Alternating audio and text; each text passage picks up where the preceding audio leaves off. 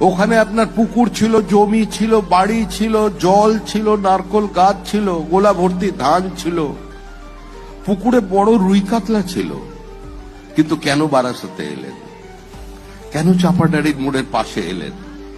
কেন উত্তর 24 পরগনার বিভিন্ন প্রান্তে ছড়িয়ে পড়লেন? তার পিছনে ইতিহাসটা কি? এখন যদি নাম ধরে ধরে ডাকতে শুরু করা হয়, কোথা ছিল বাড়ি?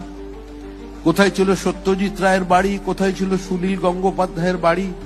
কোথায় ছিল রাম ঠাকুরের বাড়ি, অনুকূল ঠাকুরের বাড়ি?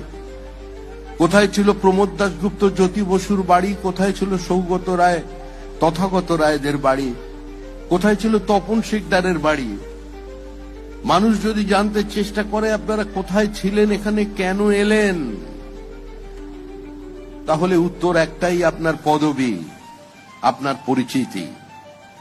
আনন্দের দিনে আনন্দ করুন, কিন্তু একবার মনে করবেন যে মানুষগুলো মাত্র 60 কিলোমিটার দূরে এখান থেকে নিরানন্দে আছেন, তাদের মুখেও হাসি ফোটানোর দায়িত্ব আপনাদের।